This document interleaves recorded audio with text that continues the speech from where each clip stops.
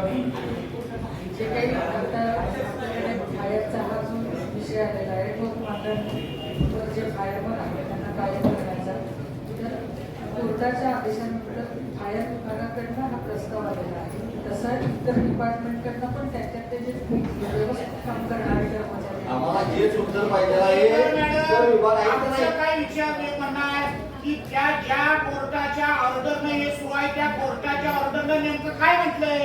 फक्त फक्त अग्निशमन म्हटले का इतर काय म्हटलंय?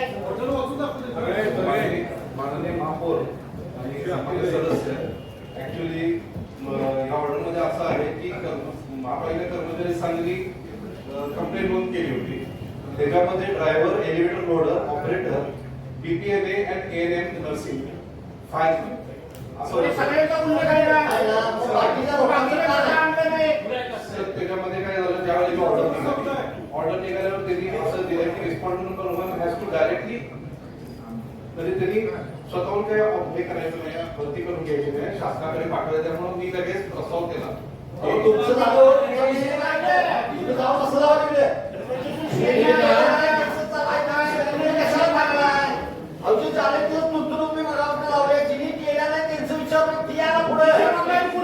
ज्या विभागाचे त्यांना बोलवा ना तिने का प्रश्न हा प्रश्न सर म्हटले आता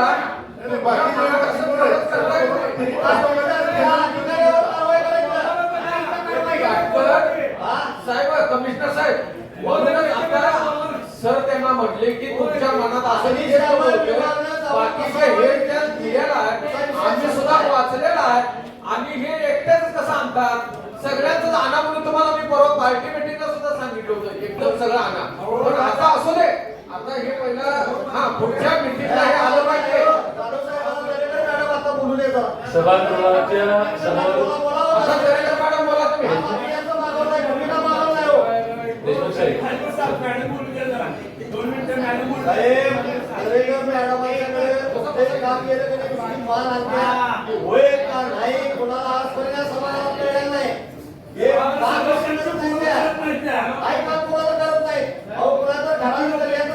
कायदेशीर तुम्हाला कोर्टात आलेला असताना तुमच्या कोर्टात तिच्याकडे जाते का पगार तुमचा कापून देणार आहे?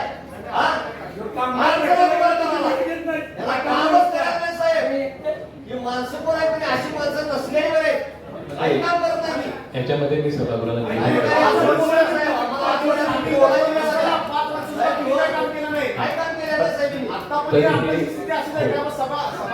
सहा वर्ष झाले प्रस्ताव एक पण आला नाही. हा एकच आला आता. सभागृहाची भावना लक्षात घेता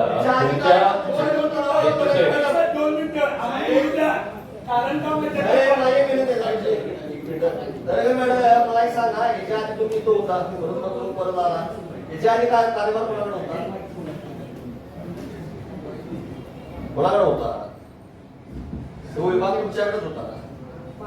मागच्या जेव्हा उपायुक्त म्हणून मी इथे होते त्यावेळेला 2023 मध्ये माझ्याकडे समाज प्रशासनाचा कार्यभार दिला होता. हो साहेब, काय तुम्ही 2-2 वेळा इथे बदलून आला, तुम्हाला सगळे विषय माहिती आहे.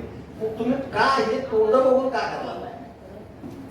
तुम्ही का तुम्हाला अधिकार दिले? तुम्ही संबंधित विभागाला विचारलं पाहिजे नाही? आम्हाला उत्तर मिळायला साहेब अधिकार आहे ना.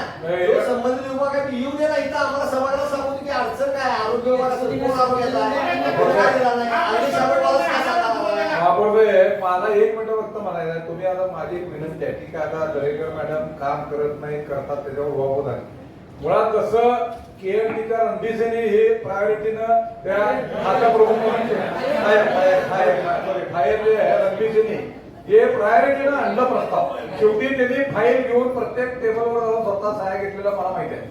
असं जे खाते प्रमुख आहेत उत्तम दरेकर मॅडमवर टाकला नव्हतं. कारण काय मॅडम साहेब, एक कारण असं आहे त्याला की खालची त्यांचं किती ऐकतात. आता जर आरोग्याचा असेल तर आरोग्याचा प्रस्ताव त्यांच्यापर्यंत आलाय का नाही याचा एक विचार झाला पाहिजे. दुसऱ्या कोणत्या खात्याचे तुम्ही मगाशी तुम्हाला सर सांगत होते काटकर साहेब, तुम्ही त्या खात्यांची जे कोण प्रमुख आहेत त्यांना बोलवा ना, उभा करा ना त्याचं काय केलंय त्यांनी ते. आपलं नुसता एकावरती त्यांच्यावरती शेकून उपयोग नाही. जे खात्याचे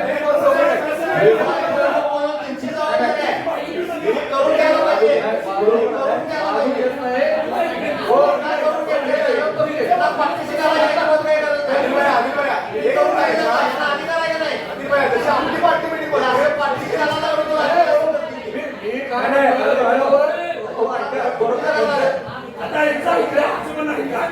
होतंय? माझं तुम्ही विषयानं बोला. विषयानं बोलतोय. काय होतंय? हो साहेब, हो साहेब, नुसतं त्यांना येणारी काय त्याला होत नसतील कामं, त्याला आपण आता बोललोय. परंतु जे खाते प्रमुख आहेत ते काय येत नाही.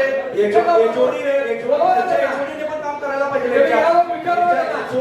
एका वेळेला एक जण बोला, एका वेळेला एक जण बोला.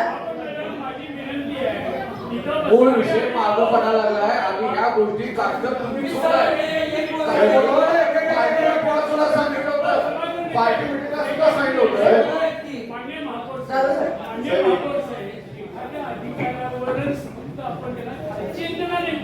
ते एवढं आहे. त्याला बोलवा ना. ती बसलेली साहेब, मोदी साहेब प्रत्येक वेळी त्यांना उत्तर समाधान विचारले की दुसऱ्या गावात करतात.